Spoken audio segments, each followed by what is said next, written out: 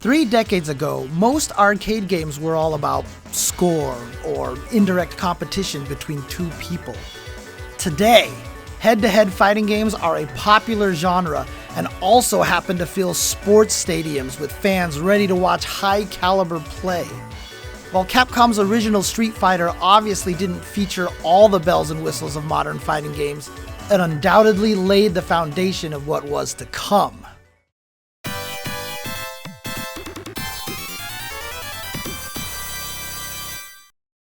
Now, as you might imagine, the original 1987 Street Fighter was a game of firsts. Players were introduced to both Ryu and Ken, the only two playable characters in the game. Player 1 is Ryu, and if someone else put in a credit and both started the game at the same time, the other person was Ken. The winner moved on to face the computer in a normal one-player mode, and you could not challenge that player again.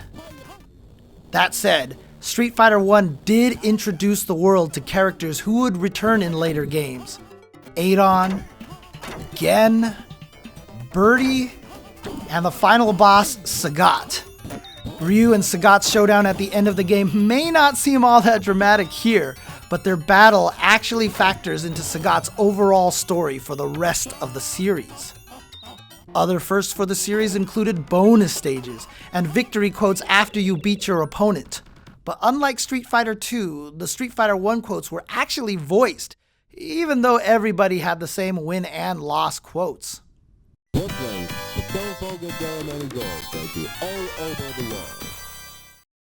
Ryu's 3 iconic moves have been here since the beginning: the Hadouken, Tatsumaki Senpukyaku, and Shoryuken.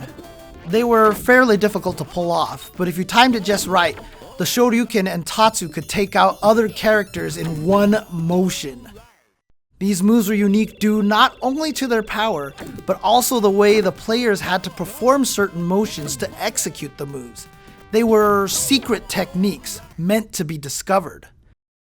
There were 2 Street Fighter variants in the arcades back in the day, one with pressure-sensitive punch and kick buttons players had to physically strike that could result in 3 varying strengths, and a later version that opted to separate each strength of attack into their own button, leading to the usual 6-button layout the series uses today. Street Fighter 1 may not be the most dense or complex fighting game, but there's no denying how important it is to the overall legacy of the series. From characters to moves, and yes, even some initial world-building lore, this laid the groundwork for all Street Fighter titles. Out of the bag, you now play Street Fighter in the wild. It would take 4 years for a follow-up to appear, but once Street Fighter 2 arrived in 1991, it changed fighting games and arcades forever. The drastic improvements in graphics, sound, playability, and overall presentation made Street Fighter 2 an immediate hit, and within a matter of months, it was a worldwide phenomenon. And this wasn't just happening in arcades, it was in pizza joints, bowling alleys, laundromats, convenience stores, and just about anywhere else an arcade cabinet could fit. A big part of this success was due to the all-new roster of fighters from around the globe. Ryu and Ken returned, but they were joined by a colorful cast that brought the number of playable characters up from just 2 to 8. All brawlers up to this point usually had a motley crew of enemies to fight, but for the first time you could actually play as the opponents you encountered. This was actually a really big deal at the time. Each character became a legend in his or her own right, from military man Guile to Chun-Li, the strongest woman in the world. Their signature moves, costumes, and catchphrases all got their start right here. Bonus stages returned, now updated to piles of flaming barrels and the now iconic car-busting challenge inspired by the Final Fight series. And if players stopped fighting each other long enough to fight through all the CPU opponents, an additional 4 characters appeared, the AI-controlled Grandmasters, who acted as both final challengers for the player and as villains for the game's stories.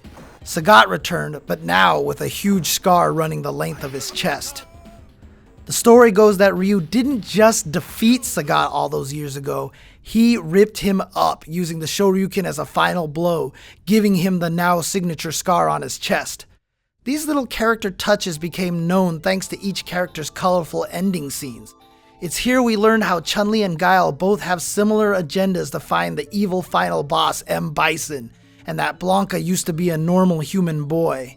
These series of plot points from each character formed a timeline of events, and thanks to Sagat's storyline, we knew that Street Fighter II took place after the original game. While the visual updates to Street Fighter II were substantial, the gameplay enhancements were on a whole other level. Just as Ryu and Ken had special abilities in the first game, now there were 6 other fighters that players had to explore. Fans would spend days trying to figure out how to throw a Sonic Boom or pull off Zangief's spinning pile driver. The good news is that special moves in Street Fighter II were far more consistent and reliable than the original game, thanks to improved controls. With some practice under your belt, you could start linking these normal attacks into a character's special moves, creating a robust combo system that forever changed the series, and in some way, games as a medium. The ability to string attacks together like this enabled players to create their own playstyles and express their personalities through in-game combat.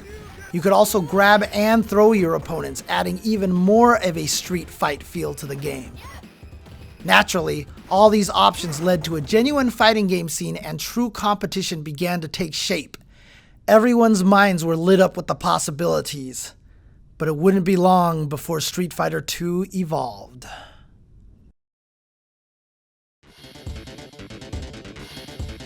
Street Fighter II Champion Edition released in 1992 with 2 huge updates. First, the 4 boss characters from the original version were now playable characters, bringing the playable count up to 12. Players could finally control Sagat, as well as M. Bison, the final boss of not just the original Street Fighter II, but the entire Street Fighter II series. Balrog the Boxer and Vega also became regular parts of the game's ever-expanding roster.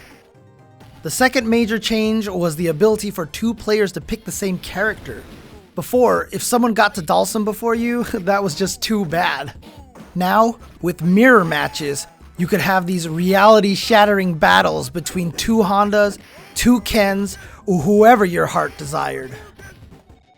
There were many minor graphical changes as well, including character headshots, and some of the ending graphics saw updates too.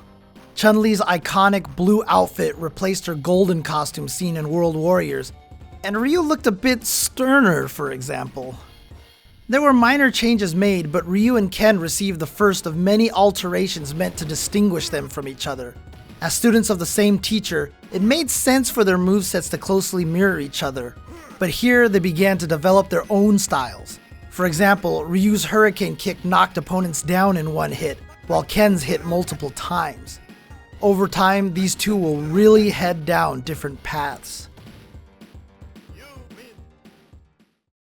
As players dug into this revised roster, they discovered that the end boss M. Bison was perhaps too strong, with devastating moves that could overpower other characters. When you play Champion Edition in the SF30 collection, be sure to give him a try. This wasn't the last time Street Fighter II would be updated in 1992, however.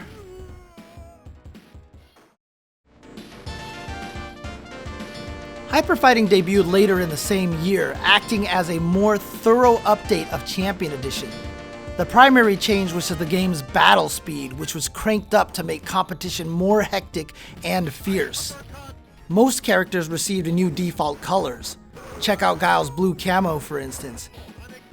Further adjustments were made to the roster, with some receiving all new moves. Chun-Li could now throw a fireball, but this Kukoken is still a work in progress. Zangief received a second lariat that was much quicker and could slip through sweeps. This version of the game revitalized the competitive arcade scene in many ways. It was rebalanced based on feedback to Champion Edition, and new techniques were continually being discovered. The extra speed also added a new layer to the game that most pros really enjoyed.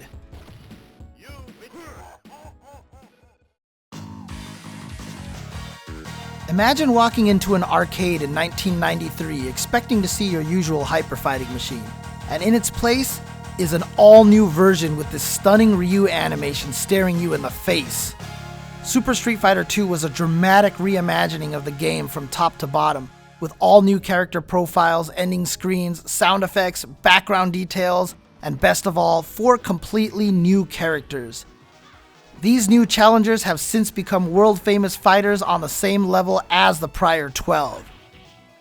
DJ, Fei Long, T-Hawk, and Cammy would all return in subsequent Street Fighter games, with Cammy appearing most recently in Street Fighter V. Super Street Fighter II also introduced an in-game scoring system that awarded points for certain moves. This included certain terminology that's still in use today, like reversals and first attacks. Obviously, 4 new characters are going to freshen up match potential and the overall health of the game. Each of the new characters brought something new to the table. Fei Long used his unique martial arts skills to deal rapid damage in ways players hadn't seen before. Players who loved grappling had another powerhouse to consider, the high-flying T-Hawk. Cammy, a British fighter with a mysterious background, offered a quick in-and-out play style. And finally, DJ used tactics to dominate both the ground and the air. But the main roster received a fair amount of attention as well. Ryu and Ken continued their divergent paths by receiving different fire-based attacks, with Ryu throwing a flaming Hadouken and Ken debuting his flaming Shoryuken, a character staple to this day. Chun-Li's Kikoken finally got its signature pose too. But the 4 Shadaloo bosses were especially enhanced, gaining many new moves and many new beautiful animations. The game speed was slowed back down to pre-hyper fighting levels, though this would be a temporary rollback. 1994 gave us Super Street Fighter II Turbo. Its spruced up attract mode integrated Cammy and Chun-Li into the mix, and near the end we saw the first glimpses of Akuma, who made his debut here as a hidden boss. It would take a long time for players to even discover that Akuma was actually usable as well, being selectable through an elaborate process on the character select screen, though this power-obsessed demon would soon become a regular part of the series. And as you might have guessed by the name, the speed had been jacked back up to hyper-fighting levels, though it was possible to adjust the speed even beyond that. With years of adjustments and balances under their belt, the Street Fighter roster was already bursting with refined strength. But what could really push it over the top? How about super combos? All new devastating moves that could completely turn the tide of a match.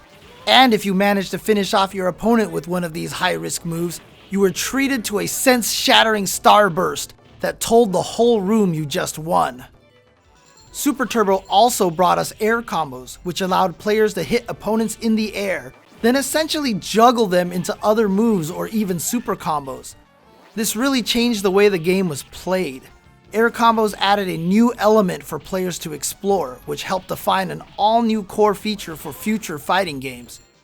At this point, characters had changed quite a bit since the original 1991 Street Fighter II.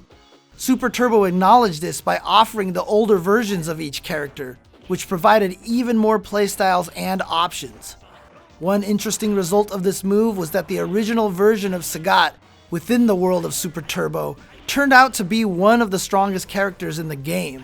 He was even soft-banned in Japanese tournaments. There is no doubt about Street Fighter II's place in video game history, but it's more than that. Its impact on popular culture is undeniable. Most people still remember Ryu and Chun-Li. The series ended up in well-known lines of toys. It had TV shows, movies, and more product tie-ins than you can Shoryuken your fist at. Its characters, music, and visuals are known the world over, including Guile's original theme song becoming a popular internet meme even just a few years ago. But after 30 years since the first game, and more than 25 years since Street Fighter II, perhaps the biggest testament to the Street Fighter II series is that both Hyper Fighting and Super Turbo still command healthy tournament presences all around the globe, even decades later.